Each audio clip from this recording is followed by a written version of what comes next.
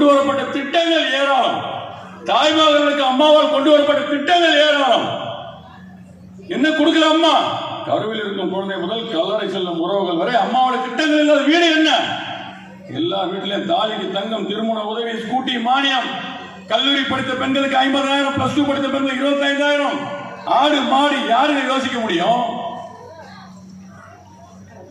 எங்க இப்போ அந்த திட்டங்கள்லாம், முத்தான திட்டங்கள்லாம் எங்க? எடப்பாடி சாதனைகள் 4 ஆண்டு 2 மாத கால ஆட்சி. 2018 கடும் வறட்சி. ஜோலார்பேட்டில இருந்து தண்ணி எடுத்து சென்னை மக்கள் தாக்கத்தை தீர்த்தவர் எடப்பாடி. நம்ம மறந்துட்டோம், எல்லாத்தையும் மறக்கிறோம். நீங்க எல்லாம் நினைவு சொல்லுங்க. போயிட்டு டெய்லி மக்களோட நம்ம பார்க்கிற இடத்துல எடுத்து சொல்லுங்க.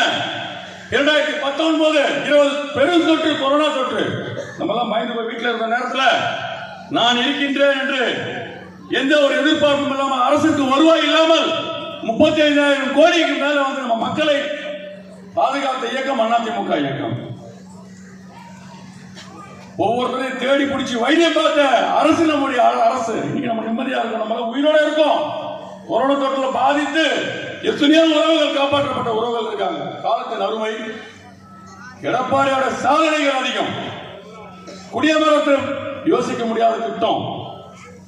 அம்மா மினி கிளினிக் 2000 மினி கிளினிக் எங்க அம்மா மினி கிளினிக்கலா?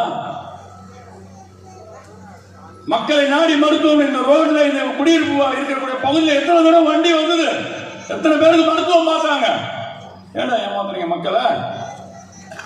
சகோதரி சொன்ன மாதிரி இங்க இருக்கிற சட்டமன்ற உறுப்பினர், நாடாளுமன்ற உறுப்பினர், மாமன்ற உறுப்பினர் எங்க பார்த்தாலும் கலெக்ஷன், கரப்ஷன், கட்டிங் தான் அவருடைய நிலை. அதை தாண்டி நம்ம மக்கள், பெண்கள் பாதுகாப்பு இருக்கான்னு கேட்டா போதை கலாச்சாரம் உச்சபட்சத்தில் இருக்கு. மெத்தாம்பெட்டமைன் இந்த ஆட்சியில் தான் அடையாளம். நம்முடைய பெண் பிள்ளைகள் பாதுகாப்பு இருக்கான்னு கேட்டா பாதுகாப்பு இல்லை. இன்னைக்கும் யார் அந்த சார் அப்படின்ற ஒரு மிகப்பெரிய ஒரு கேள்விக்குறி போயிட்டு இருக்கு. அதற்கான அடையாளம் எடப்பாடியார். அவர் கொண்டு வந்த அந்த யார் அந்த சார் இன்னைக்கு வரைக்கும் விடை கிடைக்கல. பொய்யும் புரட்டும் எடுத்து மக்கள் யாரும் நம்ப தயாரா இல்லை. இன்னைக்கு நடக்கக்கூடிய இந்த கொடுங்கோல் ஆட்சி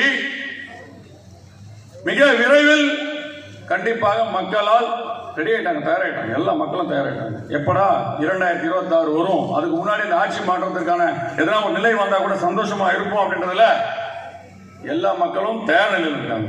அதனால அருள் கூர்ந்து காலத்தின் அருமை கருதி நம்ம தலைவருடைய பிறந்தநாள் விழா நம்ம கொண்டாடிட்டு இருக்கோம்.